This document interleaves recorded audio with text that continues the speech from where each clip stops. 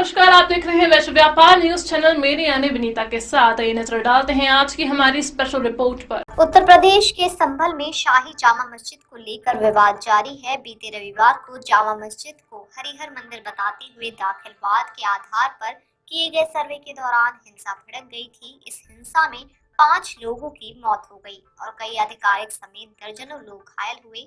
शाही जामा मस्जिद के हरिहर मंदिर होने का दावा करने के मामले में सिविल जज सीनियर डिवीजन संभल स्थित चंदौसी की कोर्ट में शुक्रवार को पहली सुनवाई है। उधर मस्जिद का विवाद अब सुप्रीम कोर्ट भी पहुंच गया है। शुक्रवार को संभल मामले पर सुनवाई करते हुए सुप्रीम कोर्ट ने निर्देश दिया कि हाई कोर्ट के आदेश तक ट्रायल कोर्ट कोई कार्रवाई न करे। संभल विवाद पर केंद्र को घेरते हुए संजय राउत बोले कि संभल की घटना और अदानी का मुद्दा बहुत गंभीर है, लेकिन हमें इन मुद्दों को संसद में उठाने की अनुमति नहीं दी जा रही, तो फिर कैसा लोकतंत्र बचा है।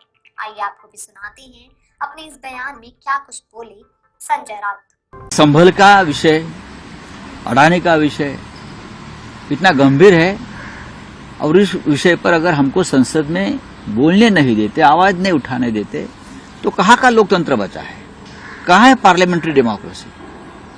लीडर ऑफ अपोजिशन और हम उनके साथ जब खड़े रहते हैं सवाल उठाने के लिए, 2 सेकंड में लोकसभा हो या राज्यसभा हो भंग की जाती है। क्यों डरते हो आप? चर्चा से, डिबेट से क्यों डरते हैं? सरकार क्यों डरती है? मोदी जी, अमित शाह जी क्यों डरते हैं? संभल पर क्यों नहीं चर्चा होती? हाँ, अडानी के मुद्दे पर क्यों चर्चा नहीं होती? कौन लगता है अडानी आपका? और संभल में ये दंगे कौन स्पॉन्सर कर रहे हैं, ये जानकारी हमारे पास है। Thank you. संभल मसले पर राजनीति भी हावी रही। जहां सर्वे के दौरान हुई हिंसा को विपक्षी दलों ने सरकार की नाकामी बताई, तो वहीं सरकार ने कहा कि सर्वे का आदेश अदालत का है। नेता प्रतिपक्ष राहुल गांधी ने सुप्रीम कोर्ट से इस मामले का संज्ञान लेने का अनुरोध किया। दरअसल 19 नवंबर को एक स्थानीय अदालत ने संभल के चंदौसी स्थित जामा मस्जिद के सर्वे का आदेश दिया था। यह आदेश चंदौसी में संभल के सिविल जज सीनियर डिवीजन आदित्य सिंह की अदालत ने पारित किया था। सर्वे का आदेश एक याचिका के बाद आया था, जिसमें दावा किया गया था कि 1519 में मस्जिद बनाने के लिए एक मंदिर को ध्वस्त कर दिया गया था। याचिका 19 नवंबर को ही दायर की गई थी और उसी दिन न्यायाधीश ने एक अधिवक्ता आयुक्त नियुक्त किया और उसे मस्जिद में प्रारंभिक सर्वेक्षण करने का निर्देश भी दिया। अदालत ने यह भी निर्देश दिया कि सर्वेक्षण की रिपोर्ट 29 नवंबर तक उसके समक्ष प्रस्तुत की जाए।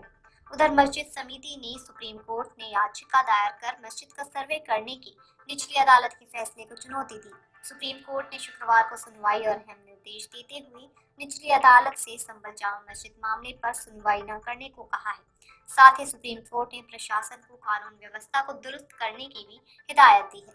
सुप्रीम कोर्ट ने याचिकाकर्ता को हाई कोर्ट जाने को कहा है और कहा कि अब हाई कोर्ट के निर्देश पर ही कोई कार्रवाई हो सकेगी। संभल की जामा मस्जिद से जुड़े मामले में चंदौसी सिविल कोर्ट में शुक्रवार को सुनवाई हुई। कोर्ट में सर्वे रिपोर्ट पेश नहीं की जा सकी। एडवोकेट कमिश्नर रमेश सिंह राघव ने बताया कि 24 नवंबर को सर्वे के दौरान हुई हिंसा के कारण रिपोर्ट तैयार नहीं हो पाई है। शाही जामा मस्जिद समिति के वकील ने अदालत से इस केस में संबंधित सभी पत्रावलियों की प्रतियां मांगी हैं। वकील ने कहा कि अदालत ने इस अनुरोध को स्वीकार कर लिया है। उन्होंने ये भी स्पष्ट किया कि अब मस्जिद का कोई अन्य सर्वे नहीं होगा। शाही जामा मस्जिद समिति के वकील शकील अहमद वसीम ने कहा कि मस्जिद की ओर से अदालत में दस्तावेजों की प्रतियां मांगी गई थी, जो अब अदालत के आदेश के बाद प्राप्त होंगी। उन्होंने ये भी स्पष्ट किया कि अब मस्जिद का कोई अन्य सर्वे नहीं किया जाएगा। कोर्ट ने इस मामले की अगली सुनवाई 8 जनवरी को तय की है। इस दौरान सर्वे रिपोर्ट प्रस्तुत करने और दोनों पक्षों के तर्कों को सुना जाएगा। मामला संवेदनशील होने के कारण सभी पक्षों पर अदालत की कड़ी निगरानी है। आपको ये रिपोर्ट पसंद आई होगी। इस तरह की खबरों से जुड़े रहने के लिए हमारे YouTube चैनल को सब्सक्राइब कर वीडियो को लाइक जरूर करें।